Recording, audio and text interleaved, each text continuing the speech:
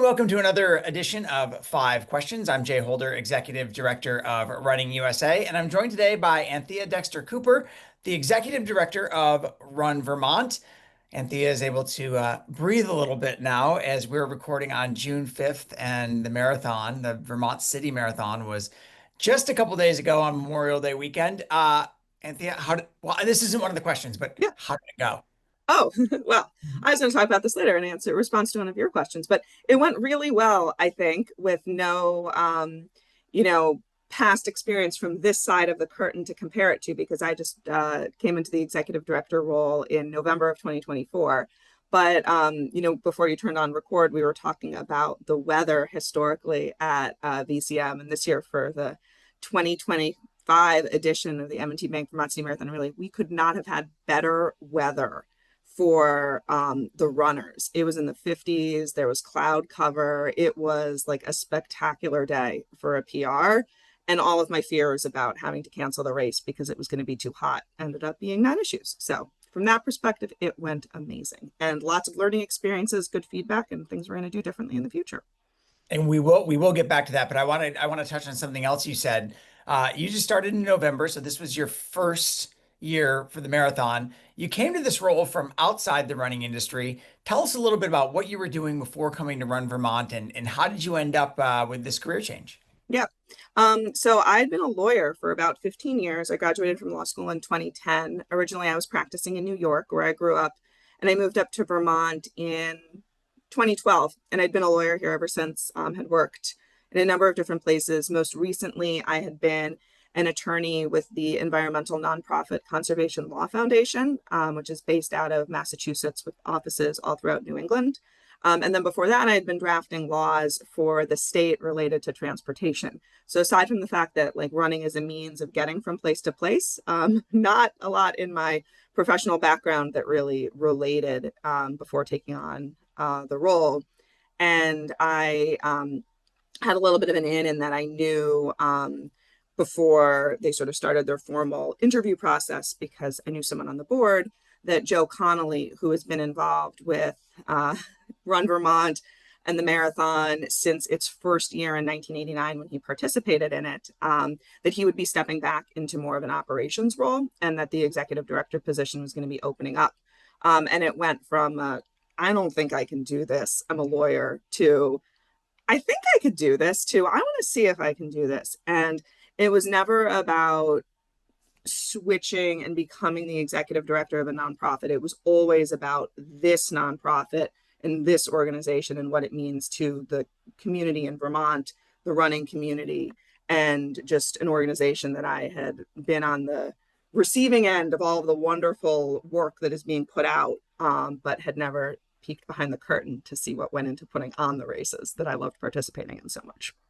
You mentioned your role in environmental law, and I know you have a passion for sustainability.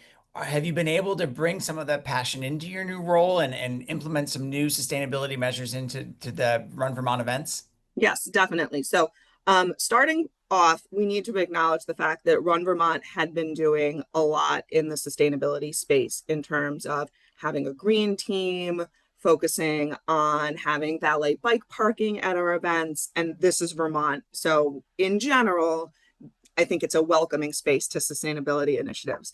Coming into the role, I had, I would say, grand hopes for making sweeping changes. Like, we're only going to use compostable cups. We can't only use compostable cups because there is not a commercial compost facility in Vermont that can handle all of those compostable cups without ruining the compost that they're then trying to make available to people. So I'm trying to give myself a grace and focus on incremental improvement. But yeah, we've definitely implemented some new things. I made a little list going into this. So we're trying to minimize the use of single-use plastics to the greatest extent possible. So that means not offering gear check bags unless someone asks for them, allowing people to use their own bag for gear check, having canned water at our smaller events, trying to stay away from single-use plastic bottles, single-use plastic cups, things like that. The running industry does not, it is a very plastic heavy industry where all of the metals come in their own plastic bag, and then they are in groups of 20 in a larger plastic bag. And we are trying to collect as much of that plastic as possible and having it get turned into something usable. So a bunch of schools in Vermont have been trying to collect 1,000 pounds of film plastic that are getting converted into benches. So we've been donating a lot of our plastic to schools to get benches. I thought all the plastic was going to go to my kids' school, but they hit 1,000 pounds way earlier than expected. So it's been going to another school now. We used on-demand gear check stickers this year to try and minimize the number of stickers that had to be printed in advance. We're partnering with all sorts of local organizations that are focusing on sustainability. We had a really generous partial in-kind sponsorship from a new porta potty company called Wasted, and they're focusing on trying to close the loop on human waste, where they're separating liquids from solids and turning urine into fertilizer and using bamboo toilet paper, and they create environmental impact reports. We had our energy gels this year were maple syrup, very fitting for Vermont, but it also means that they're all coming from and being made in Chittenden County, the county that the race takes place in, which minimizes transportation emissions. And we are working with a company that is focusing on sustainability. So they are in the process of trying to have their product be scalable, but having a hard time finding the right aluminum to put product in. And I know this because we hosted a sustainability panel this year, and it was really great to hear about all of the things that the organizations we're partnering with are working towards. I have hopes for futures that involve more wood for our metals, and finding a way to try and shift over to more aluminum in terms of bottles for water at the finish line of races and things like that. So more room for improvement, but definitely taking steps now. That's an incredible list. And as we've talked about, we talk about sustainability every year at the Running Industry Conference. And one of the messages we always share, and that Tina Muir, who's on our board and an expert in this area, always shares, is you can't do it all at once. You have to take small steps. And it sounds like you guys, you're focused on that, but you've also taken some really big steps. And I imagine that just knowing Burlington and sort of the mindset of people in Burlington, your local audience is very receptive to a lot of these changes. Yeah. Oh, I have one other one that I want to say because it does really affect the local community. All of the food that is left over at the racers food tent from the marathon this year was donated to a local organization that afternoon that serves individuals who are unhoused. So we were able to get food that otherwise would have had to be thrown out to people in need of food. And that was very much like an additional labor of the coordination and getting food from place to place. And we felt very supported by our race committee in helping with that, and the organization that we were able to donate the food to, and the people that the food went to. So yeah, it is all about community. That's amazing. When I was at Atlanta Trek Club, we did the benches project, and we made I think more than 100 benches out of the plastic bottles from one of our events. And those benches are they're big, they're substantial. They're not, you think about, oh, we're going to make a bench out of plastic bottles, it's going to be some flimsy thing. It is solid. Yeah. If you've ever seen one. You mentioned that you have smaller events, and I know, like, probably broadly in the running community, everybody knows the Vermont City Marathon, but I was just scrolling your website this morning, and it feels like you have an event every weekend. Tell me some of the other highlights of your calendar year. So the other big highlight of the calendar year is Half Marathon Unplugged, which takes place in April, and it's a really good tune-up race for the M&T Bank Vermont City Marathon and Relay. And that's will have its 20th anniversary this year, and it's the third largest single day sporting event in Vermont. But what I want to talk about in terms of where Run Vermont is sort of focusing some of its efforts throughout the year is on our series that we put on in the winter, the Freezy Cheeks 5K series, and the summer series. That's going to be one race in June and one race in August. And these races came out of COVID. And I would say this is like such a good silver lining from COVID. And they have open start windows. So it started off as a way to allow for social distancing, where one person would start every couple of minutes, or you could start in small groups.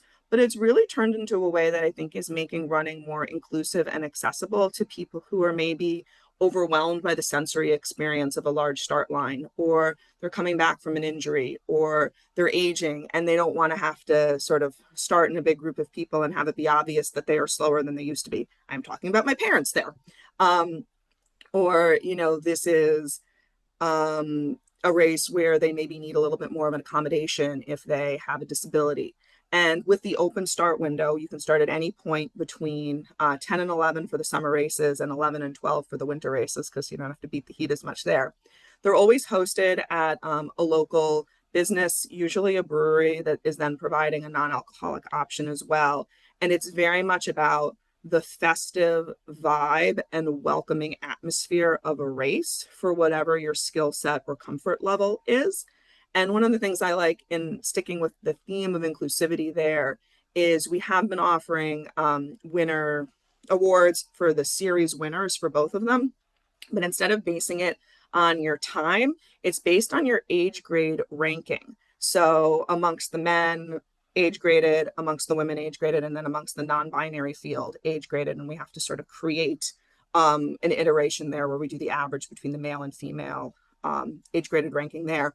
But we had our top female age graded winner in the Freezy Cheek series is in her 50s. And it's very cool that we're able to celebrate the fact that based on a formula, she was the most competitive runner out there across the 3 series. And I think that that's a nice twist on the sort of typical way that someone wins a race.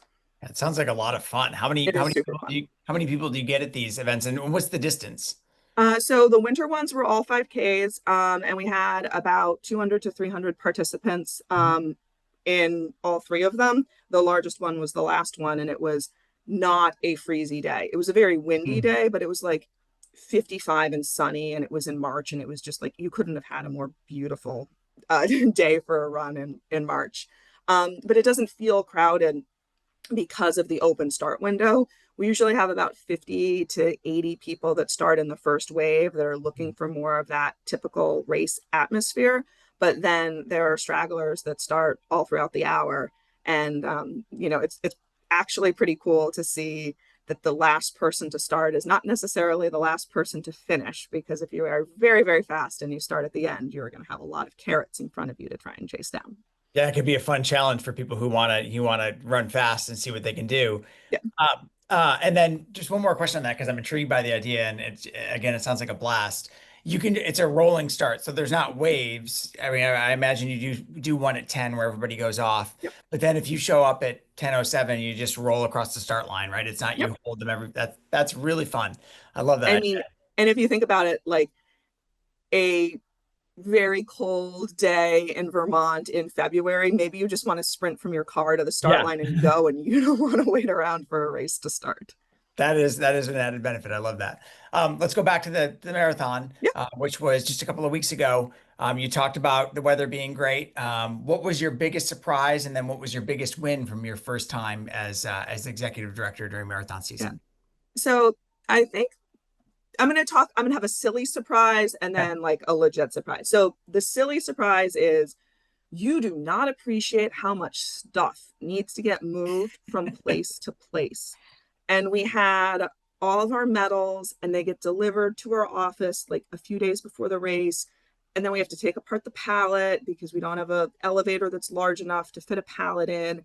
And then we have to move all the boxes onto our cart, get them upstairs, just to like 3 days later turn around and move them all to Waterfront Park. And we're super lucky that Waterfront Park is just like 3 blocks from where our office is, but it's just a lot of moving. So that was the silly thing that surprised me. But the thing that surprised me, and I don't think it should have surprised me, but it did, was how much love and support and volunteer time comes from the community to make these events possible. Run Vermont is a very small organization in terms of its staff, in that we only have 4 full-time staff.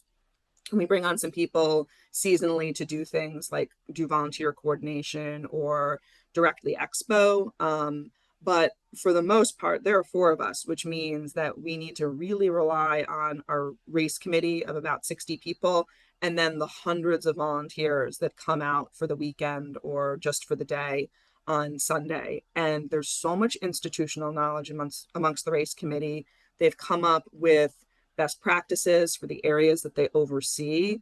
And it's this just like well-oiled machine. And I, had no in-person appreciation of all of that before stepping into this role. And I was super fortunate that virtually the entire race committee returned.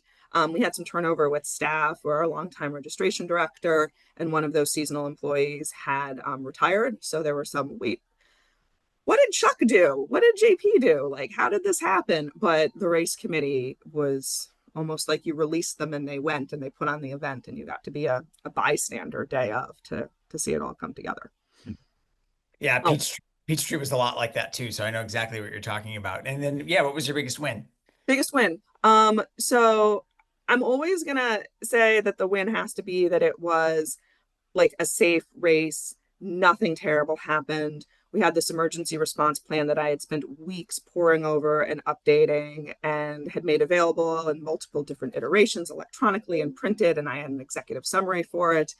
And we didn't need to rely on it. So that's a huge win.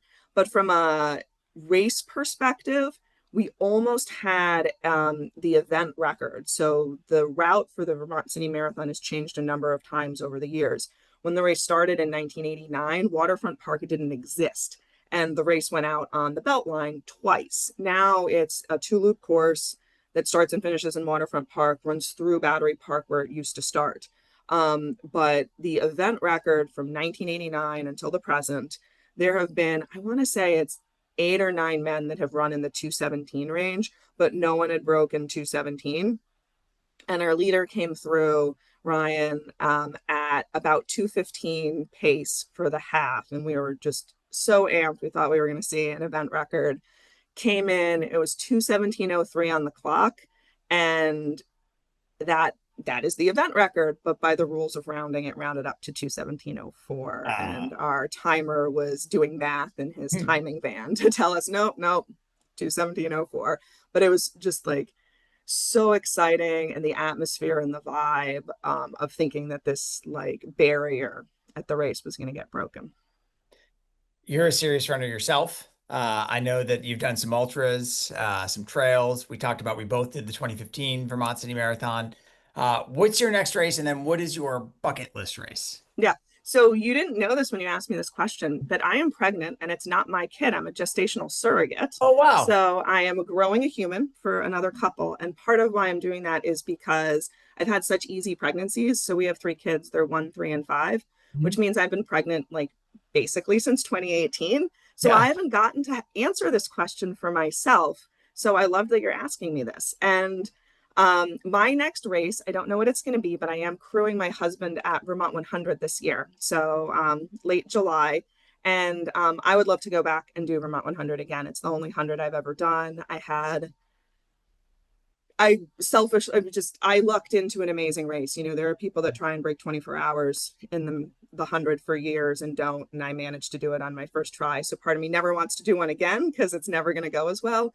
But I would love to go back and do Vermont 100 again. And if we're really talking about a bucket list item, I'm going to keep putting in my tickets when I get them to Western states. I would love Yeah. to find a way to do that. But it seems very daunting to train for an 100 in the summer when your biggest race is taking place in May. So I don't know if that's ever going to come together while I'm working for Run Vermont. But yeah, that is the bucket list item. Are you done with the marathon? Are you on to the ultras now? Um, well, when we were talking before we started, the last marathon that I like really like trained for to try and put in a fast effort on was Vermont City in 2015. It's my marathon PR. And since then, I did the New York City Marathon with my mom. And growing up in New York City, I grew up between First and York. So I would Yep. always just walk up to First Avenue. And some of my earliest memories of running are not of being the person running, but of being the spectator and then being the support person for my mom when she was running and I was cheering for her. So I'd love to go back to New York City and try and set a PR late in life. One of our former board members was coached most recently by one of our current board members, and he set a PR at New York City in 2024 after like 10 years or something. So I believe that I can do it in my 40s, and that's another bucket list item is to go back to New York. I love running in my 40s. It's been my favorite decade of running so far, so it's definitely possible. Anthea Dexter-Cooper is the executive director of Run Vermont. If you've not done the M&T Bank Vermont City Marathon, it is one of the prettiest, most well-organized marathons in the country. Highly recommend it. And we'll see you at conference in St. Louis. Anthea, Hope to be there. thanks for joining us.